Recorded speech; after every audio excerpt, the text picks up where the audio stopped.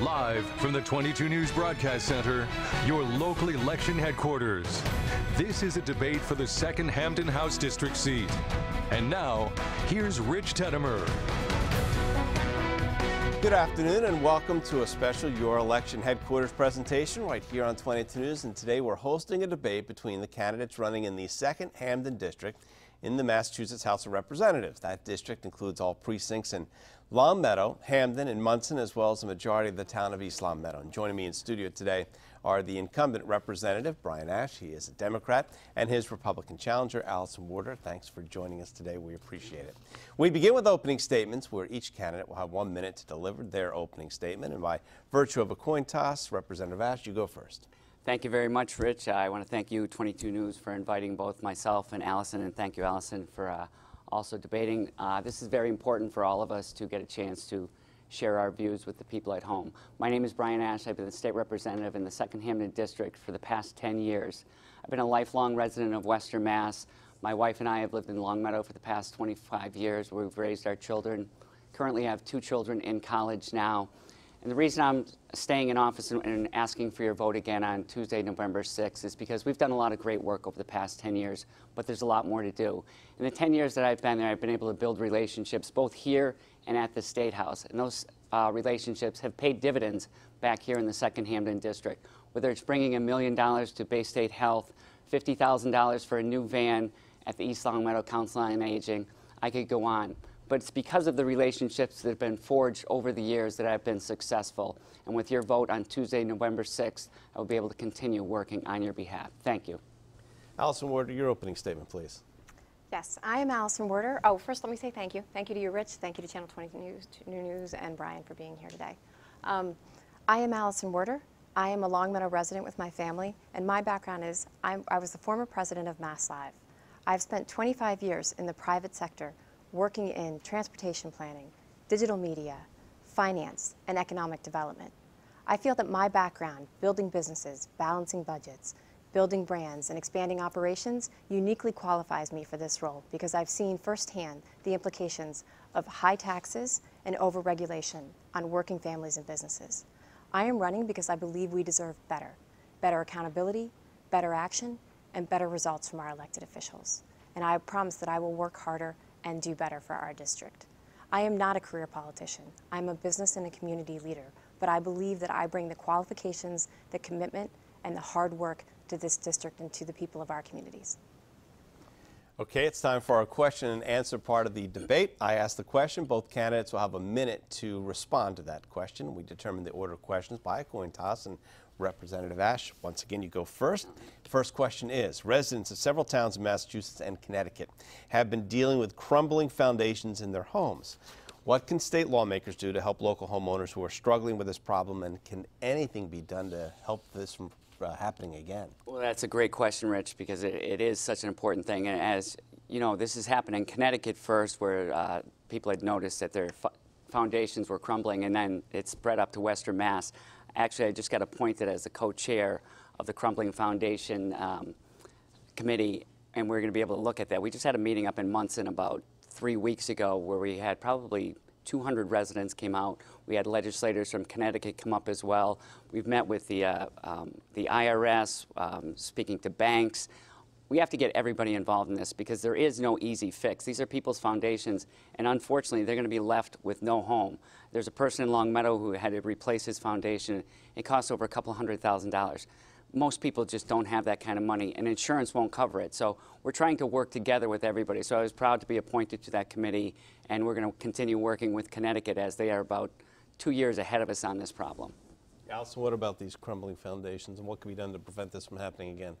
I agree that this is a very important issue, and one of the most important things about this issue is it is unique. It's unique to northern Connecticut and to the southwestern part of Massachusetts. So it is going to take a lot of hard work, a lot of loud voices, and a lot of effort to get the attention of Boston and, frankly, the federal organizations that need to get involved because this is crossing state lines. There are a lot of people involved in this. It's going to affect not only the homeowners, but local towns and their finances, realtors, banks, and insurance companies. So we need all of these people to come to the table. The problem with this issue is there are a lot of victims, but not a real villain. This is done through faulty concrete that was unknowingly put in foundations, and over the long term it's proven that they will decay and become unstable. So what we need is to get a lot of people to come together. There are a lot of interests, but they all have different objectives. We need to find out how many people this involves in Western Massachusetts, get them to the table, get the insurance companies, the regulators, and the banks to come together and figure out solutions that solve this problem and aid the people that need it. The second Hampden district includes Longmeadow, which has the highest residential property tax rate in the state. Is there anything that state lawmakers can do to help provide tax relief to elderly residents who may be struggling to pay their tax bills in Longmeadow or elsewhere? That's a great question. I mean, certainly high taxes are something that's on the mind of a lot of the residents that I speak to in Longmeadow and the other 3 towns in the district. I do believe that there's things that our state can do to help the tax burden, particularly of the elderly. One of the things I've seen being discussed, and different towns have different regulations regarding to this, is tax abatement, tax deferment for elders. One of the programs that I know different towns have been looking at is the idea that elderly homeowners can defer their real estate taxes. And this could potentially be a statewide program, where what happens is they defer their taxes on their real estate. The state actually pays that tax, pays the local government, so they're made whole. And then when the house is later sold or passed on, that money is paid back to the state. That is one way to put some money back into the pocket of our elders and allow them to have a more comfortable quality of life and control their finances and their spending accordingly. Brian? Well, I'd agree. Allison made some good points. We actually had this question before. There are currently things in place that our elderly citizens can do. They can file for an abatement for the home. But it is our responsibility, because as our seniors are living longer, healthier lives, we want to make sure that they're able to stay in their homes, they're able to stay in their towns, whether it's Longmeadow, East Longmeadow, or anywhere in Western Mass or the Commonwealth. So it really is our job to seek out new ways that we can make sure that their home isn't the prices aren't so astronomical that they can't stay in there. The thing that Allison just mentioned, it's a good idea, but there's a lot of question marks still with that as well, because we're not sure when they sell their house how much value they'll lose, if they're going to lose too much on their house. You know, there's a lot of problems still in place there. But it's our job as a society, not just as a government, but as a society, to make sure that we do watch out for our seniors, that we do make sure that they can stay in their houses. And part of it is finding more affordable homes as well. The economy in the eastern part of the state has been booming for many years now, but economic growth here in Western Massachusetts really has not kept up. Is there anything that the legislature can do to see that our region is able to share in the prosperity that's happened in the Boston area? Absolutely. One of the biggest things is the East-West Rail that's obviously everybody's been talking about for a while. It's not a new issue, but the push really is new. And I commend my good friend Senator Lesser on staying with this. The East-West Rail is something that can make a major impact not only on Western Mass, but on the entire Commonwealth. It's something that benefits Boston as well as Western Mass. With the new casino, with MGM thriving early on, I think it's a great opportunity for us to continue expanding. MGM is just one thing that's come here, and we're all very proud that it's come here and it's expanded in Springfield. But we need more. We need the ripple effect from MGM to spread out so new businesses come in, but we also need to stay on the East-West Rail, because if we can have travel back and forth to Boston in a relatively short period of time, that makes people can work out there, they can have homes out here, live out here, work in Boston. It's really a win-win, so that's something we really need to continue focusing on. Allison, what about Western Mass keeping up with the prosperity in Boston? I mean, I think it's a great question. We have seen that the economy in Boston is incredibly strong. Businesses are relocating there, whether it's GE, Amazon looking at it. Housing prices are through the roof, so their taxes are up, and they have a great economy. I would like to see more of that wealth come this way and be able to benefit from some of that. I think, you know, East-West is a good example, but the East-West Rail, but that is going to take a while. I think a more immediate solution is to take advantage of the tax revenues coming off MGM Springfield. By all accounts, it's been a very successful launch. We saw $6 million in tax revenue come out of that last month. It's projected to be between $80 and $100 million in tax revenue coming off MGM Springfield. I believe that as a legislator, I can go and try and bring those dollars back to Western Mass. It's now designated in pots of money that are not regionally preferred. And I think that we can make the case between the Gaming Commission and our legislator to designate those dollars, those tax revenue dollars that are generated here, to come back to invest in economic development, transportation, infrastructure, and schools and senior affairs here in Western Mass. The immigration debate has been a big issue nationally and here in Massachusetts as well. A proposal called the Safe Communities Act would limit cooperation between local law enforcement and federal immigration officials. Do you support this proposal? When, why, or why not? I mean, that's a great question, certainly a very a timely question given what's going on now. I think this is an area where actually my opponent and I have very different opinions. While my opponent was a co-sponsor of the Safe Communities Act, which is the sanctuary bill for Massachusetts, I am opposed to making Massachusetts a sanctuary state. The reasons for this are that I believe sanctuary state makes us less safe, it has the potential to cost us federal dollars, and it takes away vital local decision making from the public safety people on the ground who have the best timely information to determine what the communication should be with federal officials. Look, I support legal immigration. I do believe that we are a country founded on immigration, but I also believe we are a country of laws. If we need to fix our immigration laws, we should do it, and we should do it legally. We should not be supporting and abetting people who are breaking our laws. Brian? Well, it's called the Safe Communities Act. It doesn't make Massachusetts a sanctuary state. That's where I would disagree with my opponent. The Safe Communities Act was more about not letting our state police and our local police being farmed out for our federal ICE, so they wouldn't have to do their job. Our state and our local police have so much to do right now to keep our communities safe. To have them go out there and hold an immigrant or somebody who wasn't doing anything wrong, and that's what part of the problem was. We don't want to do that. We want to make sure that immigrants have a safe, legal way to get in this country. I certainly do not recommend having Massachusetts a sanctuary state or any community. I want our police, our state and local police, to be able to do their jobs, to not get stretched so thin that they have to take on the duties of ICE. And I also want our communities to be safe. I want to make sure that if something's going on in our local communities, our police are going to be there for us. Our state police obviously have a lot to do. Our local police have a lot to do. They don't have the resources. That's why this was backed by the Mass Police Chiefs Association as well. Okay, we've reached the halfway point of our debate. We're going to take a 2-minute break, and then we'll be right back with more questions for the candidates running in the 2nd Hampden House District. You're watching a special Your Election Headquarters presentation right here on 22 News.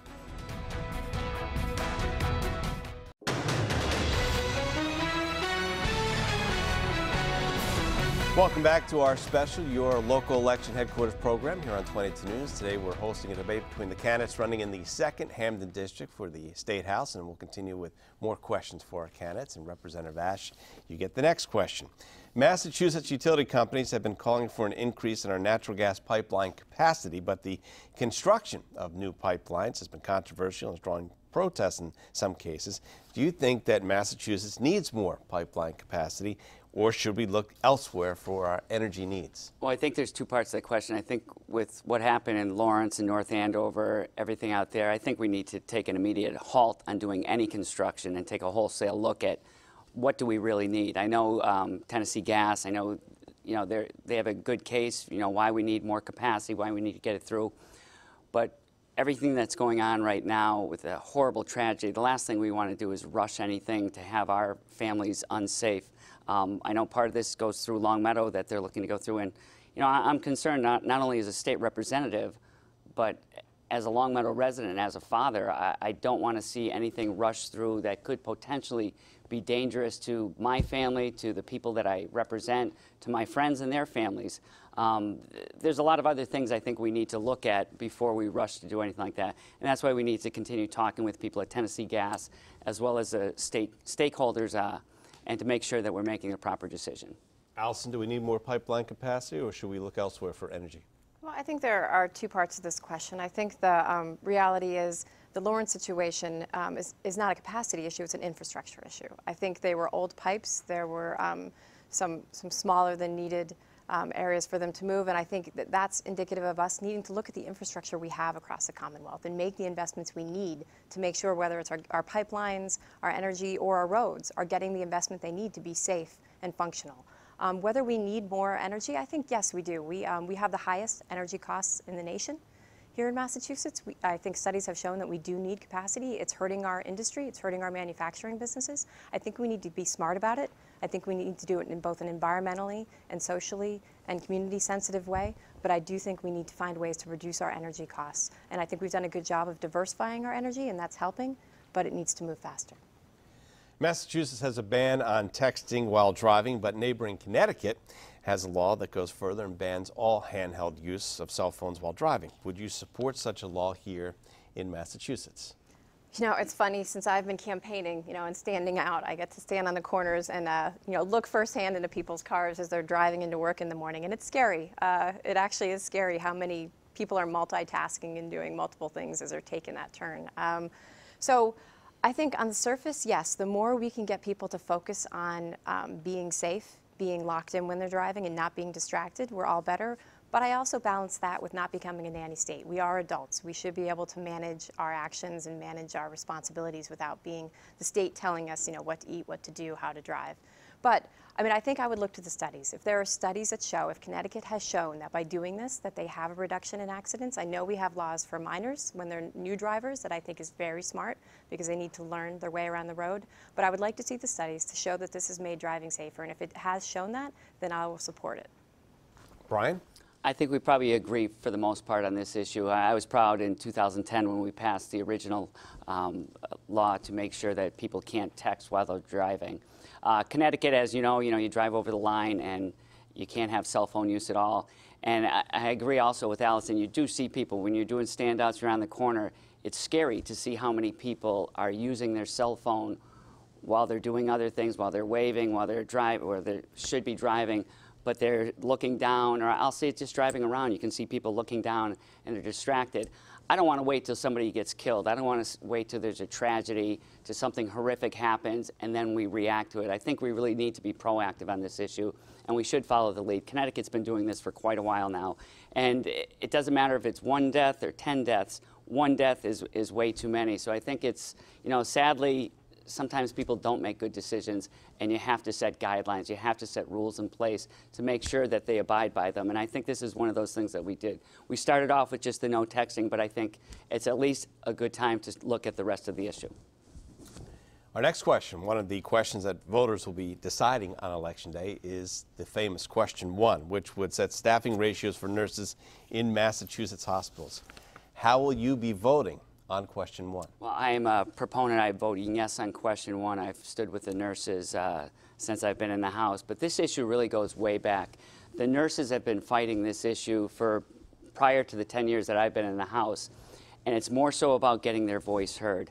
The nurses have asked the legislature before, and no action was taken, so they had the right, which good for them, to take this to a referendum question. That's part of our democracy. They want the people to make the decision for them.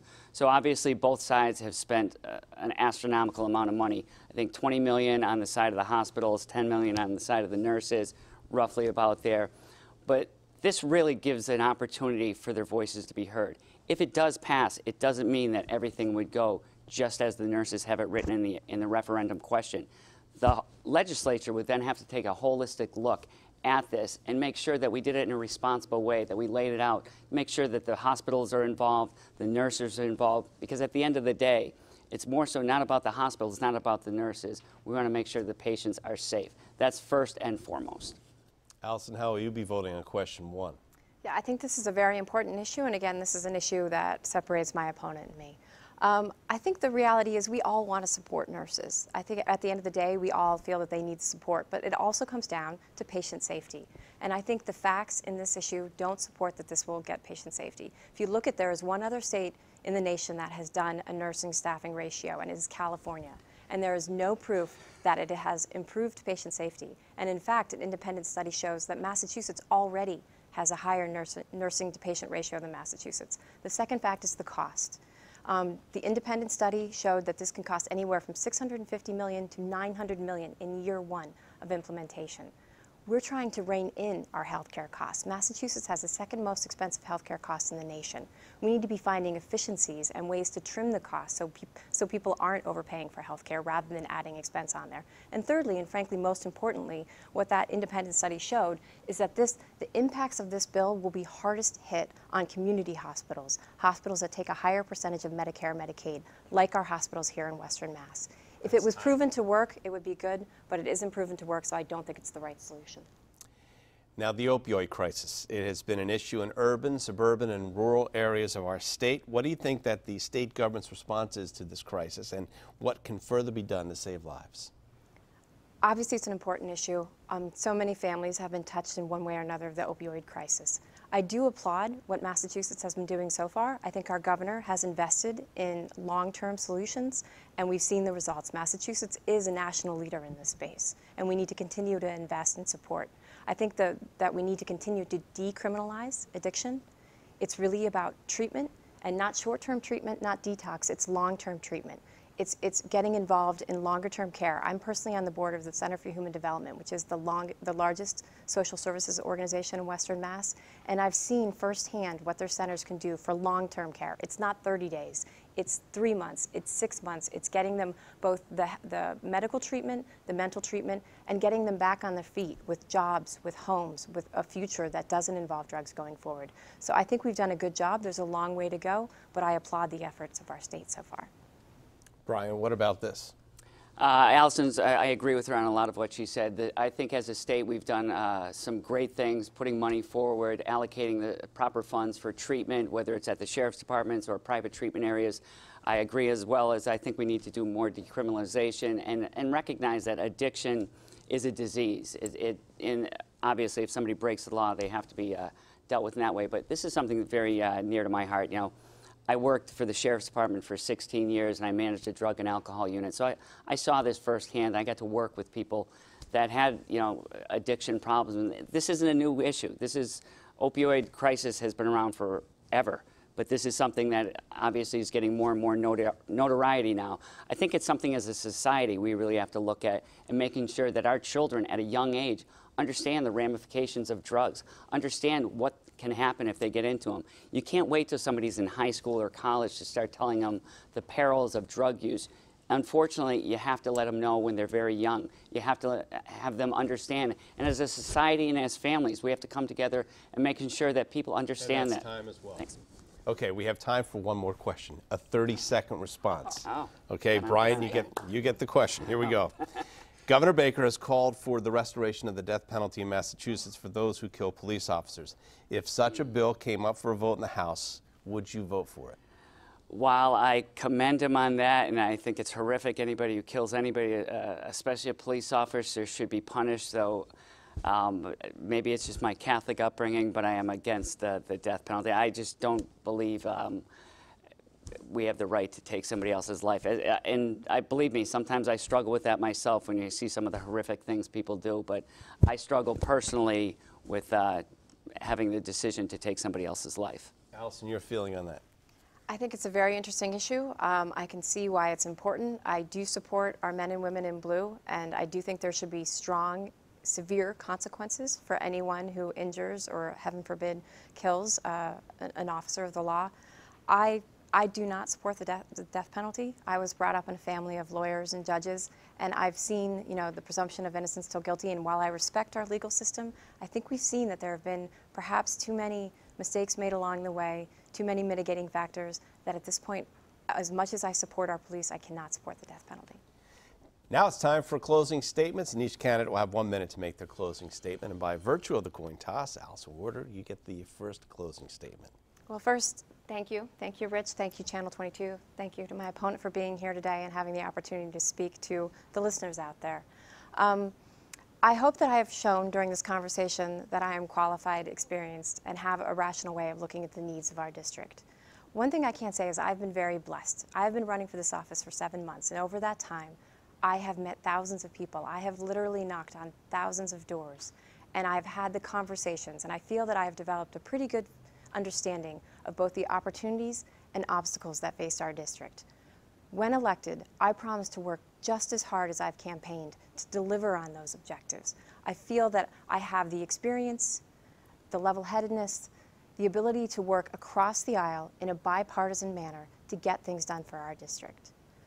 I'm very happy to be here. I'm very happy for the time, and I hope that I've demonstrated that I have the qualifications and the work ethic to be a very strong representative, and I humbly ask for your vote on November 6th. Representative Brian Ash, your closing statement, please. Again, thank you, Rich, 22 News. Thank you, Allison. Thank you for giving us the time to share our views with you at home. This really isn't about a man or a woman, Republican, Democrat. It's about who you believe is the best candidate to represent you in the 2nd Hampden District. I've been doing this job for 10 years, and I really believe that my experience, not only as a state representative, but as a selectman for 8 years before that in Longmeadow, gives me the qualifications, and I have the proven experience and the proven results over the past 10 years that I've been able to bring home the essential things that we need in our district. I promise that I will continue fighting as hard as I did the first day I ran for selectman as I do right now. I'm proud of the accomplishments that we've made over the past 10 years, some of the reforms that we've made, whether it's welfare reform, pension reform, and I'm proud of the money that we've been able to bring back for our roads and highways and our schools with our Chapter 70 funds, being able to increase. I ask that you consider voting me for re-election on Tuesday, November 6th, and I thank you very much. That's all the time we have for today's debate with the candidates running for the 2nd Hampden House District. Thank you to Representative Brian Ash and to Allison Werder for participating today. If you missed any of the debate, it's available in its entirety on wwlp.com. And be sure to tune in next Wednesday at 12:30 when 22 News will be hosting a debate on ballot question number 1, which deals with nurse staffing ratios. Of course, Election Day is November 6th, but early voting is going on right now. Make sure your voice is heard. I'm Rich Tedimer. Have a good afternoon.